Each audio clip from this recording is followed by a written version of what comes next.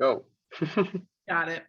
Hi, everyone. Thank you so much for joining our May Cura chat. We're excited to kick off this month with Anthony D. Mays, former Google engineer, one of the only 1% of the Black engineers from Google. Wealth of wisdom, grew up in Compton, navigated his way to Google. How? We'll find out in the next few minutes. And I'm eager to learn more about his story and more importantly, share some insights on what's the blueprint and how do we transition into tech? Are we already in tech, some of us, and don't really know it? Is there room to navigate? Where's the money? Where's the high paying salaries too? Let's dig in and unpack some of these and demystify some of these tough topics and questions that we don't usually talk about. Our goal is to get down to some real answers. And we appreciate Anthony because he's also anti-fluff for these conversations. We want to get some real insights. So Anthony D. Mays, thank you for joining us. If you wouldn't mind just giving a brief intro, tell us a little bit about what you're doing now. And of course, how we can reach you on LinkedIn, because I think like everyone else, it won't be enough to just talk to you for 45 minutes. Well, grateful to be here. Thank you so much for inviting me for this conversation. I'm Anthony D. Mays, software engineer of over 20 years, now almost 22 years, 22 years of experience.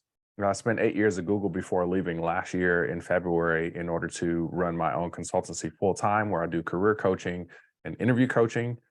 Since that time, I've also become the senior advisor for the Brilliant Black Minds program, which is featured by a company called Cura, and to have worked with Google, the Code Next program and the Tech Equity Collective program as well. So very excited to be here and to be speaking with you all about transitioning into tech. If you want to connect with me, I'm at Anthony D. Mays on all the things, including Twitter, LinkedIn, Instagram, and now Blue Sky. So when you get on there, make sure to hit me up.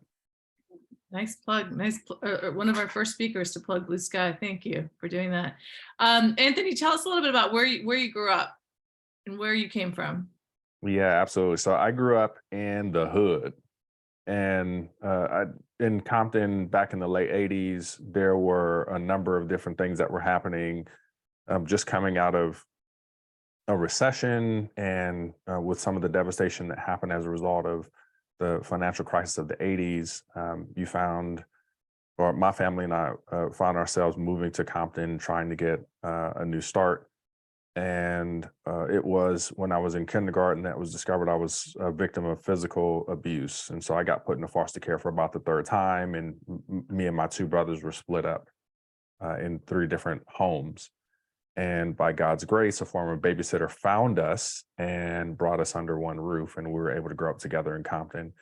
But that, of course, motivated me to figure out how I might live my life in such a way that I can do better for my family and eventual progeny. And so I was very motivated to do well, to listen to my foster parents, to excel in school, and to endure the bullying that would result from having that very intentional effort to do better.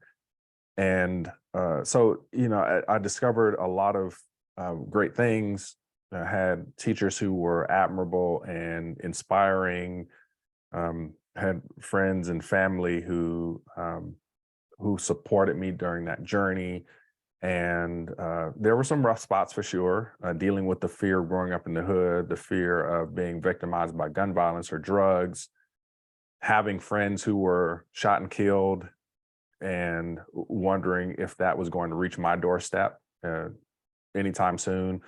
All of that was there, but certainly it was a rose bush experience. If you know rose bushes, they have thorns.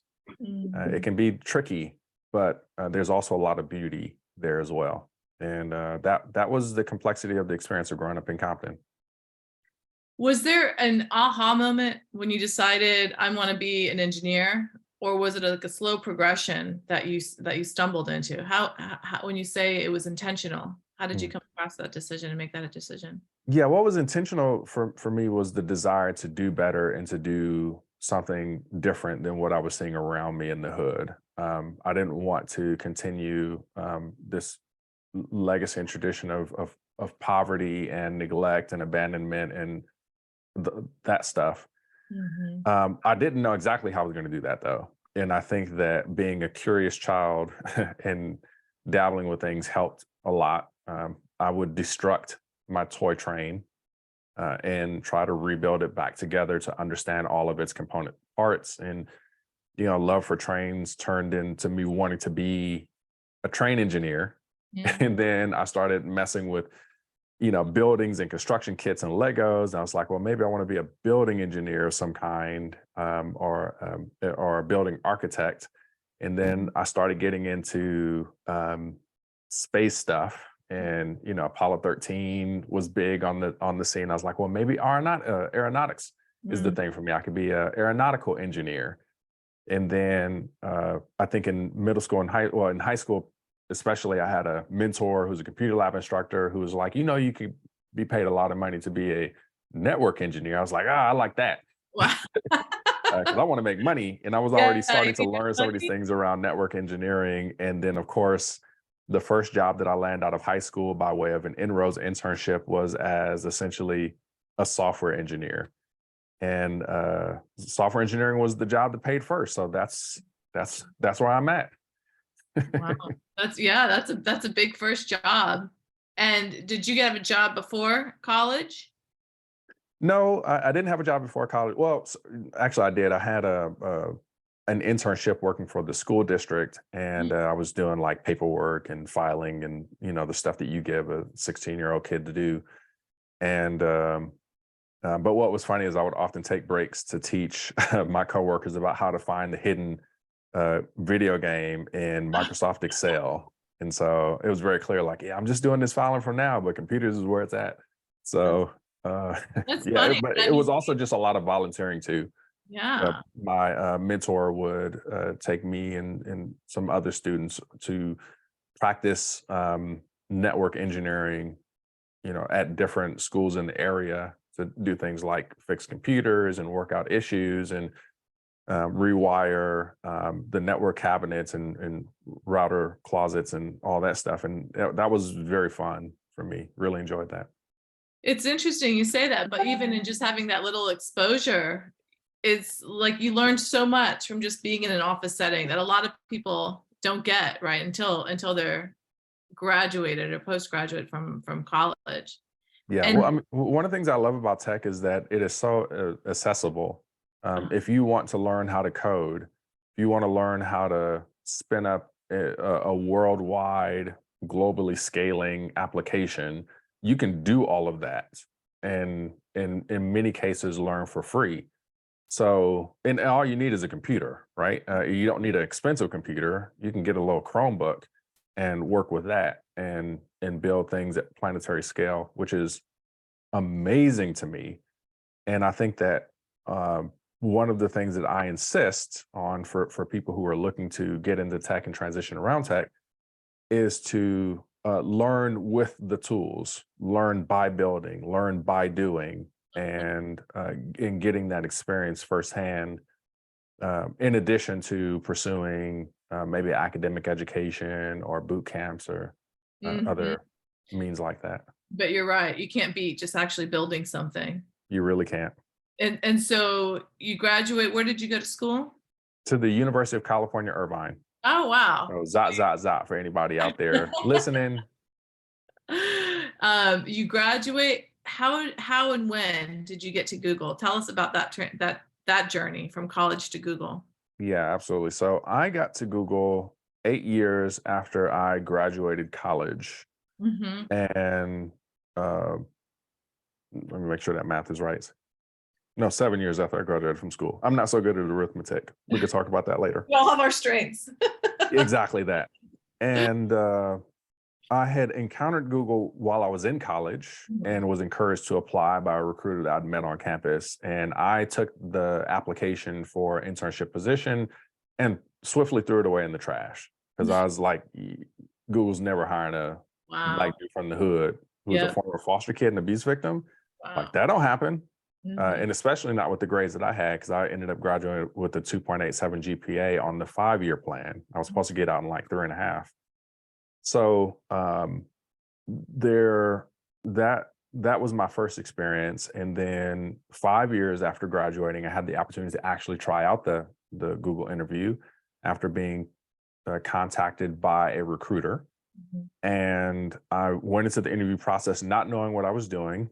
I did as much Googling as I could to prepare for the Google interview and came across some terrible information, which caused me then to study the wrong stuff for a couple of weeks Oh, and wow. then went in and failed the interview. And that was very disappointing.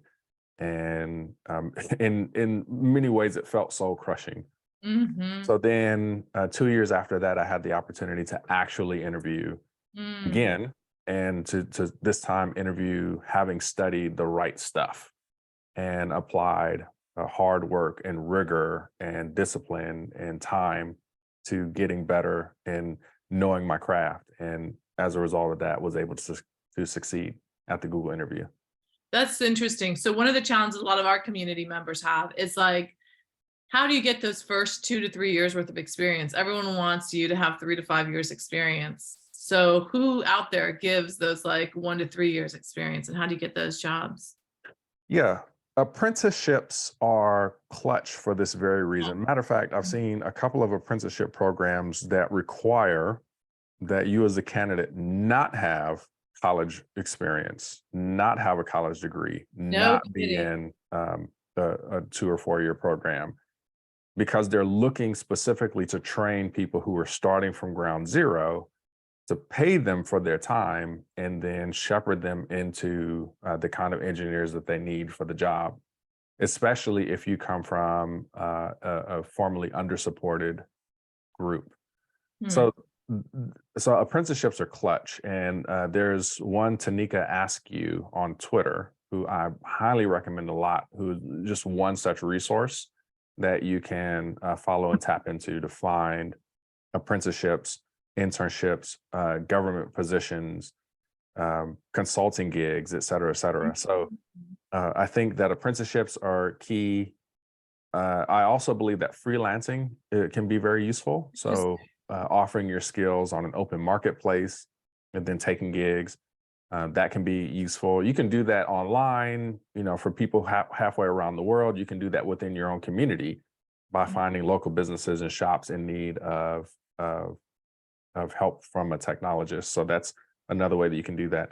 Open source is, I think, my last big suggestion, especially if you're a software engineer, taking advantage of open source projects. Oh, sorry, not just software engineers. Open source software projects require the same kinds of skill sets that projects that pay at a big companies, private companies need. So if you are interested in program management, data scientists, program management, data science, software engineering, maybe even hardware engineering, like there are opportunities for you to involve and engage. So that's really interesting. I hadn't thought about I just love how creative that thinking is, right? Like even just going to some of your local businesses, like who's going to say no to, I want to learn, I want to practice. Can I give you some free time to do that? right, Um, yeah. I mean, and it doesn't even have to be free time. I mean, yeah. it doesn't have to be free in terms of money. You can get paid to do that kind of work if you can demonstrate the basic skills, and most certainly you should. With such a high demand for technologists and such low supply, there isn't really a lot of reason why you Mhm. should need to do unpaid internships Yes, and you're right. gigs in order to get the experience. That's my 2 cents. Yep. No, you're totally right. Um, so you get that experience, you get into Google. What's your first day like at Google? Oh, my first day. Um, you'll have to cut that out of the recording later on. I forgot to turn the mic off, and I've got like 12 devices in here that are listening to me.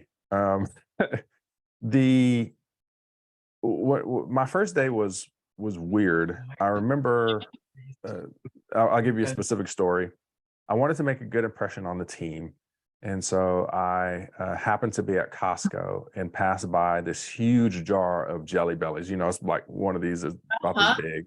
I said, I'm going to bring some Jelly Bellies into work and share them with the team to impart a good Aw. impression. And I remember getting there and, hi, I'm Anthony. I've got these jelly beans if anybody wants some. And one person turned around to me and said, "We have candy in the micro kitchen," and then turned back around. And from then on, I knew that I was in an entirely different world of privilege where That's nobody okay. needs my stinky jelly bellies. We've got, you know, free juices and snacks and bars up the wazoo. And so I started to figure out that I was in a different place. And I had to count, how much money I had in the day to figure out if I could afford to go grab a snack in the afternoon. Wow. And now I'm surrounded by privilege and parties and Mhm. people who are, I think, at the top of their game, and learning that like I'm not in Kansas anymore. Mm. So that it was certainly good, but it was the beginning of this journey of understanding that I needed to go on to acclimate myself to this new Mm. world of privilege and access that I had been foreign to my entire life. Wow. So how do you do that? How do you get used to it? Like the first day, do you eat like 6 granola bars, and then by the second week, it's only like 1? Like what does it feel like to go through Yeah, that? yeah, no. To be clear, like my granola bar count did not go down; it just kept going up. Like I Ah, stuffed my pocket with snacks at every chance I got. that's so funny. As I'm walking out the door, you just hear me making these crunching sounds because I've got stuff in my backpack in my pockets. Uh-huh. So yeah, I grew up poor, so I just keep that with me. But let me tell you how you don't do it. You don't do it by quitting, and Yeah. that's exactly what I wanted to do um, the first year that I was there. I think there were 4 or 5 times where I just considered like maybe I've had it good enough. Mhm. Spending 4 months at a place like this is amazing. Mhm. I'm not sure that I deserve it, but hey, I can put it on my resume now and move on to some place where I actually belong. And I really struggled to understand why I felt that way, and didn't get it Mm. until I saw the diversity numbers at Google for the first time back in 2013, and saw that stat line that said that 1% of employees that Big G were Black and in the technical role. And so when I saw myself as part of this 1%, I understood that I understood the assignment, as we say. Wow. Did Right. you know that before you started or once I you got it? didn't.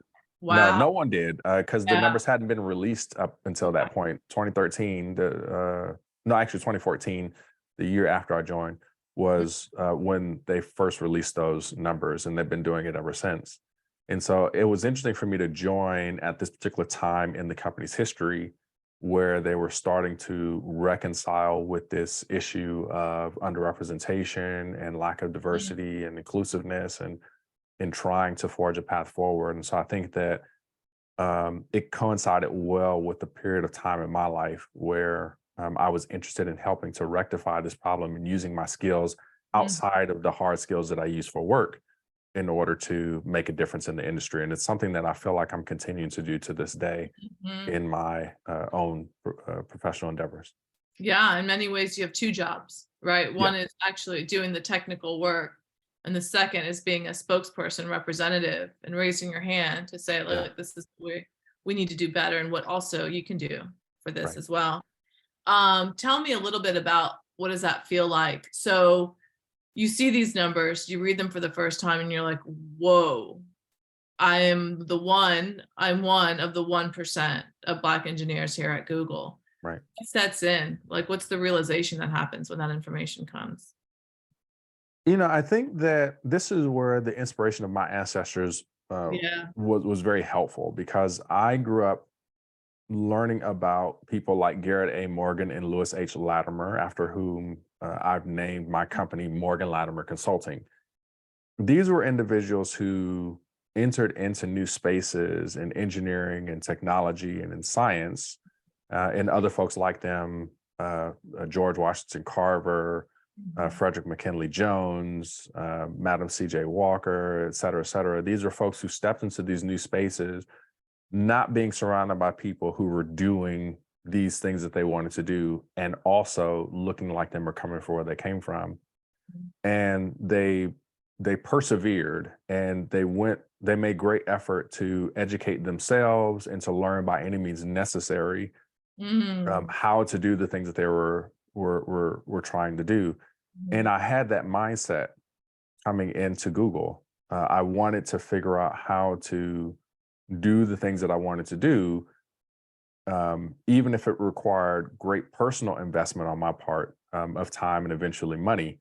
And mhm, so I started to figure out that nobody can stop me from writing. Nobody can stop me from doing YouTube videos. Nobody can stop me from, sharing as much information as I can about what I've done and how I did it. And mhm. that's where it started. And where it has ended up is in a business and a consulting firm and entrepreneurship that allows me to do those things and support my family. And Mm, so, there's I try to encourage folks who are getting into the tech space mhm, to think about how they can leverage their whole lives, not just the technical skills they may have learned in school or the things they may have gained by way of certification or what have you, but to leverage their whole selves, mhm. their life experiences, their story, the way that they communicate, to build a platform that they can use to help others around them and to support the community, and then thereby also gain uh, support and benefit from others who repay that kindness with a kindness of their own. I love hearing you talk about this because it just seems like from a broad macro lens, like a giant narrative shift from when you started out as a young kid to like, no way, I'm not welcome here, to like, now I'm here and now I have a great responsibility to do this well and to help other people do that. Did imposter syndrome ever seep in? Did you Oh, ever of feel course. like, oh, I don't deserve to be here, even though you Yeah. had that narrative shift? Yeah. No, it's always been with matter of fact, um, imposter syndrome is that annoying friend who you love to death, but sometimes they just get on your nerves and you Yeah. gotta like, okay, you need to just settle down for like I love you, but you really gotta settle down right now. Mhm. So I think people think about imposter syndrome as the boogeyman to get rid of, as opposed to that thing that keeps you going in the right direction, onward and upward. Mm, And I think that there's an artificial sense in which I feel like an imposter, and then there's also a real sense in which I am an imposter. mhm, So the artificial part of it is in thinking that I don't belong to be in a place, even though the data suggests otherwise, right? So did I belong at at Big G? Absolutely, I did. mhm, I had the work ethic, I had the history, the accomplishments, the education, all of those things. And so the imposter syndrome that I felt in some ways was superficial. What was genuine about imposter syndrome for me and my feeling of being an imposter is that the culture was not built for people who look like me and who come from where I come from. mhm, And so as I spent all this work trying to adapt to this culture that didn't belong to me and wasn't made for me or by me, I had to pretend to fit in very well, even though there were these things that didn't quite fit.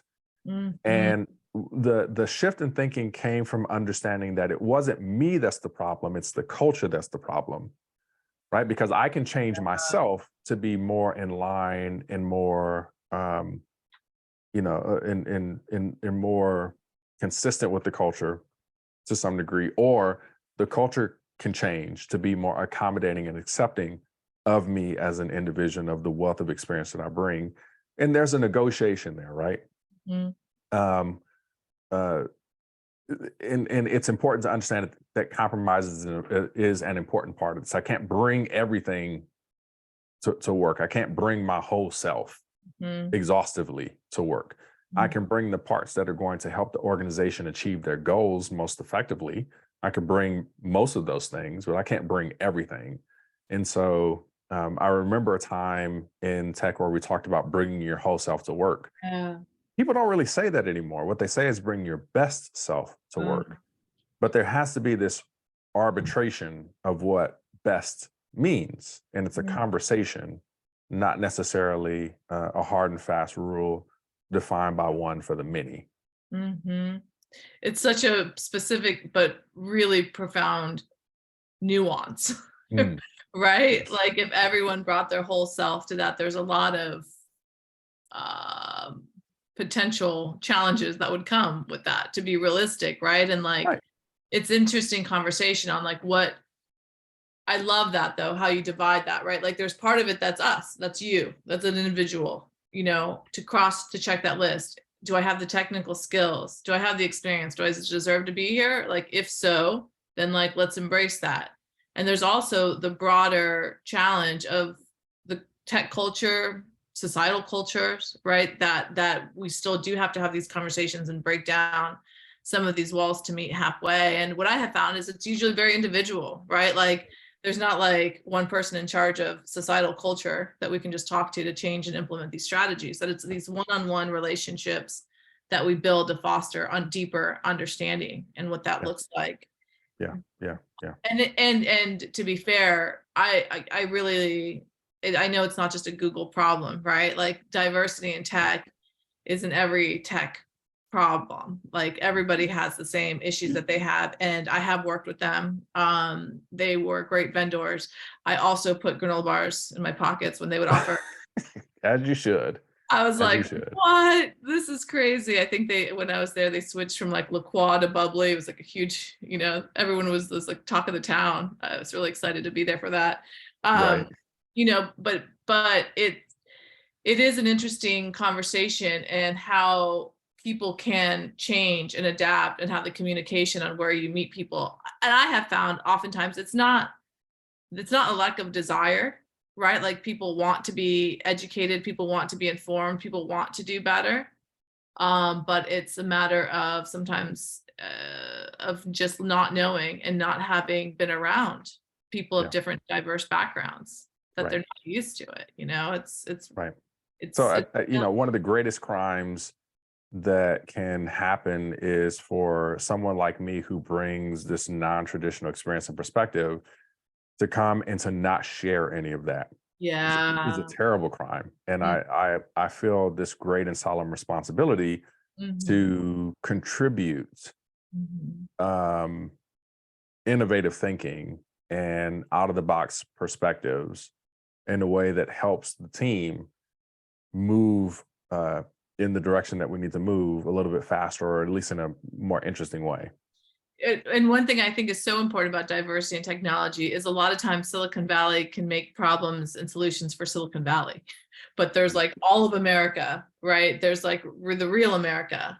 There's the Midwest, right? There's the inner city that sometimes are not thought about, and without having diverse engineers coming in to solve those problems, will continue to be ignored.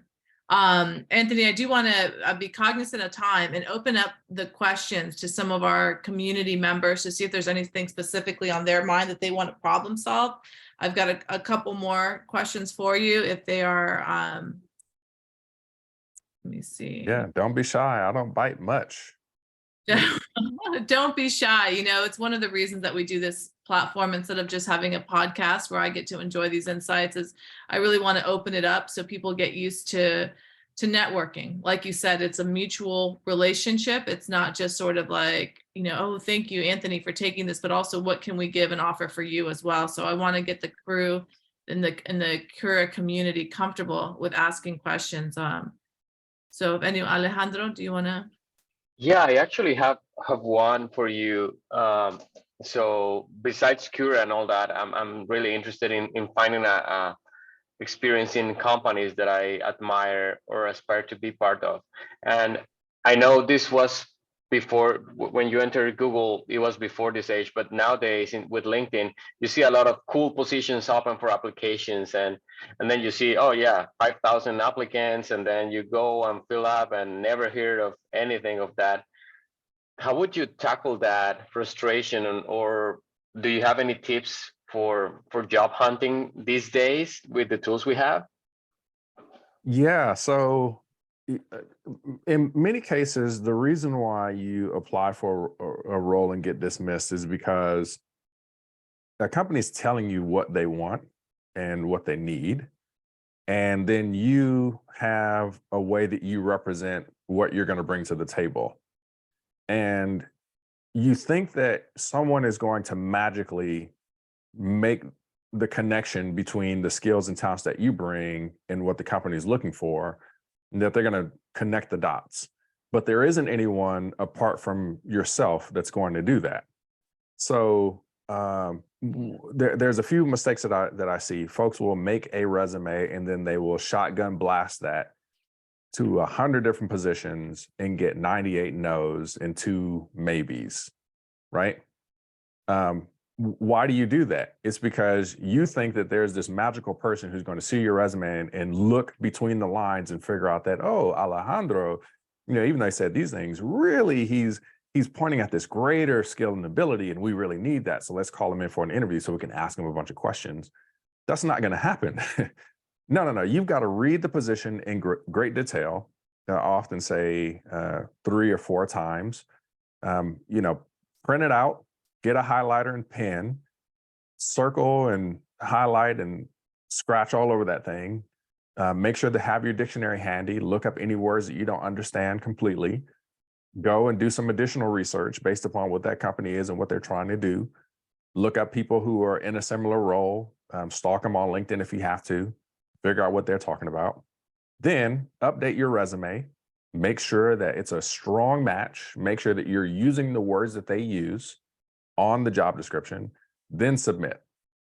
Guarantee if you start doing, and yes, this is going to slow you down. You won't be able to shotgun your resume to 100 different places at once. But you also won't get 98 no's, right? All at the same time. What will more likely happen is that you'll have a greater likelihood of folks actually responding to your application. You'll have a much higher likelihood of building relationships with people who, if maybe that position isn't quite the best for you, navigating you towards another open position and finding your way in that way, and at least getting to the interview. So there are tools nowadays that are designed to help you with this. So there's simple tools like Resume Worded, where you can submit a job description in a resume and it will tell you how close of a match your resume is to that job description. But of course, now we have large language models like OpenAI's ChatGPT. We've got Google's Bard. And there are others that I'm sure will be coming out soon. I think that Amazon is working on one right now, if they haven't released it. So yeah, you've got these tools that help you to do some of that legwork for you. And so there's been several times where I've taken someone's resume and job description and said, hey, ChatGPT, go make a better version of this. And then it goes and refines it based upon the job description. So yeah, that's what I'd recommend. That's interesting. Yeah. If only ChatGPT and some of these resume builders were around 10 years ago, right? So since from your lens, any insider tips on how to best use ChatGPT or other AI services to get ahead or some insights for resume building and to get the interview? Right now, it's a pretty crazy job market. So I think the first thing that you have to understand about working in tech is that it's not about the tech.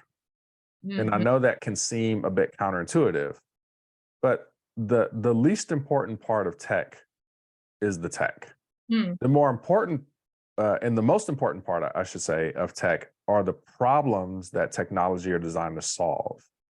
So when you focus on the problems and when you understand them and what's needed for the task, then you're able to bring in the right tool for the job and to use that tool in the right way. And so being people focused is absolutely essential, right?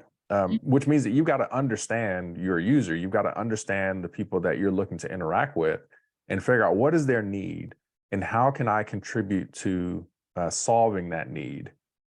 Once you understand that, then it's, okay, well, do I need to build a thing? Do I need to write it myself? Should I use AI and machine learning? Like what's needed?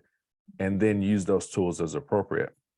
And part of part of the key to writing a good tech resume is also having that same philosophy and approach. As I often tell people, a company is interested in 4 things: making money, saving time, and driving efficiency. Those are the 4 things that they care about. They don't care if you do that by using programming languages, AI, machines, robots, doesn't matter. They just care about those 4 things. And if you can use any number of tools in order to accomplish one of those 4 things effectively and better than perhaps the next person, you got a job. I love that. Let's making money, saving time. And what was the 4th one? Driving efficiency. Yeah, you're right. You're right. That's a good way of putting it. Sorry, one second. I just got a question in. Okay. What's next for you? Oh, here we have Daniel. I see your hand up. Hello. Hi. Hey, Daniel. Brave soul. Good to see you. Thank you. Yeah, I just had a question about all these, I guess, like recent tech layoffs. Like, I was affected by that, and I'm a first generation student, and I also come from the hood, but mostly from like the west side of Chicago. All right. West side of Chicago. Yeah, I feel like lately I've been trying to find ways to stand out in the interview process. But yeah, I guess like I wonder if you can get some advice on how to stand out and still, I guess, stay true to my authentic self. Because I felt like in the past when I used to work in consulting as well. Yeah. It was really hard to really mesh with people, especially middle management. And with these interviews, I'm trying to find ways to really stand out, but also stay true to myself. And I'm wondering if you can give advice to someone who's currently unemployed and looking for another opportunity. Yeah. So the way that you stand out is by being the obvious solution to their problems. Okay, so the job interview and job application process is not about you at all. It's about what they need from you and how you might be the solution to their problems. And so if you think about it that way, you need to ask yourself, how can I be so convincing that people see me as the obvious solution? And it sounds easier than it is, right? Again, it comes back to making sure that you understand the job description, what that company does, the things they're trying to solve, getting as much intel and information on that, and then crafting your resume and your talking points according to those things.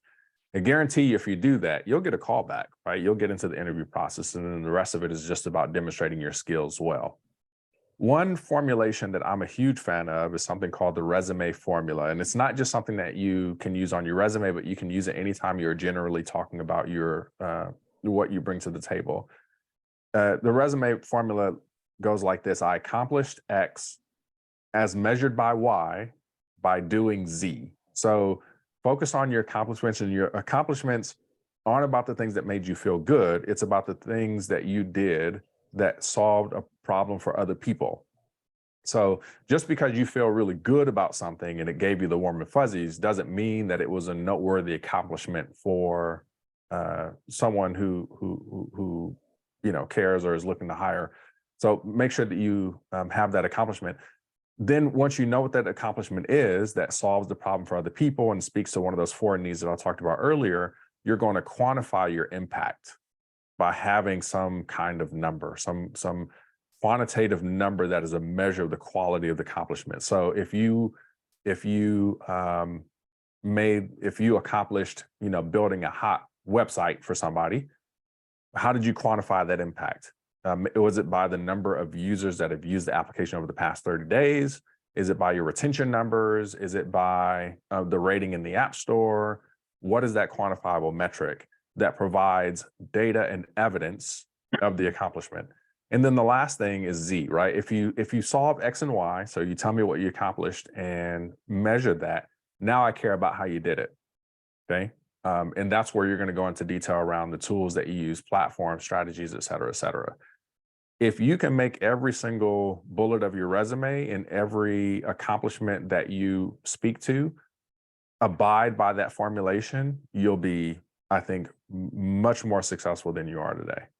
I love the formula. Repeat that one more time. I accomplished X. I accomplished X as measured by Y by doing Z. This comes from an individual by the name of Laszlo Bach, who is the former head of people operations for Google back in the day. Oh, that's fantastic. I love that. We have one question. Daniel, does that answer your question, or do you have any follow-up? It does. Thank you. Thank you. And where are you, how did you hear about the event, Daniel? So I've gone to previous Cura events. There was one like 2 months ago, but I also follow the LinkedIn page, so I always get like updates and posts. Great. Glad to be helpful. We have a great question from Lorraine. Why leave Google and become an entrepreneur?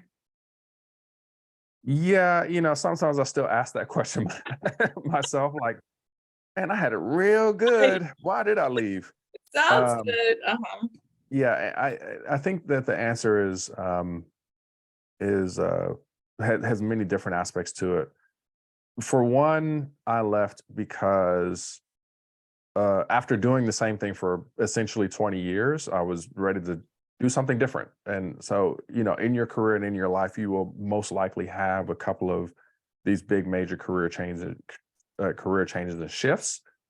Completely normal. I think that the second thing is because I was hired to do one thing, that is to be a software engineer, and I began to become this different thing, which is a coach, in generally an influencer and thought leader in the space. And I was more interested in doubling down on that aspect of my life and minimizing the amount of time that I spent doing technical work. I think the third reason why I left Google for entrepreneurship is because I'd often been exposed to entrepreneurship throughout my life, but had yet to seriously go all in on running my own business and being responsible for every part of it. And I saw an opportunity to do that.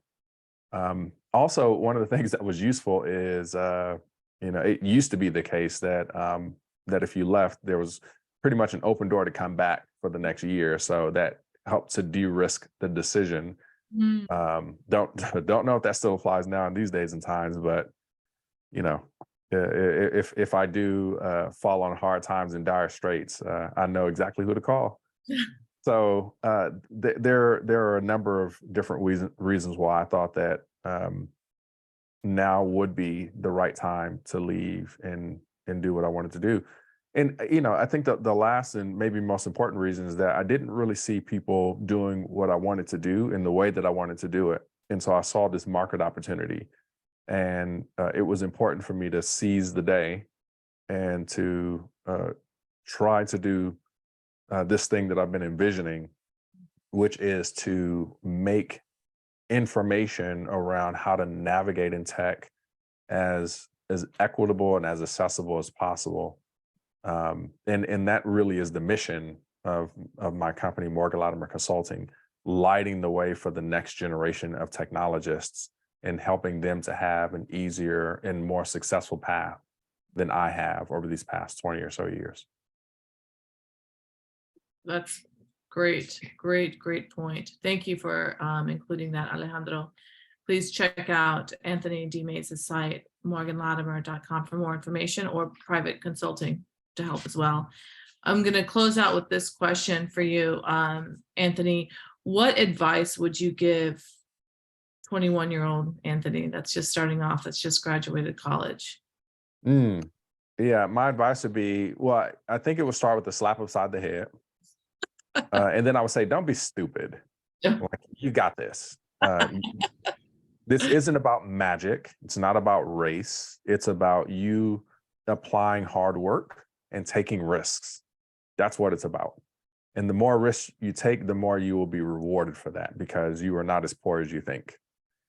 And one of the things that sometimes isn't helpful are the words that we use to describe ourselves and other people. And I think that I was so used to being underprivileged and, being poor and disenfranchised, that I believed that I was at risk of losing everything and not ever being able to get it back.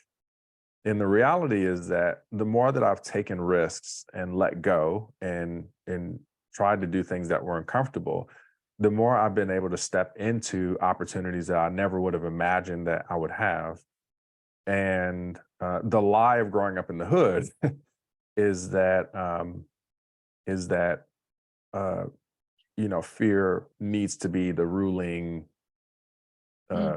guide and determinant of your life. And I don't have like a blind trust or blind faith. I'm not one of these people who just clings to positivity at every turn. My faith in God has certainly helped me to navigate these spaces, knowing that I can trust Him and take risks and that He's got my back. That is so essential and important, and one of the most important things that I bring with me anywhere I go. And so that I think that I would go back to my 21-year-old self and say, like, yeah, take the risks. It's gonna pay off.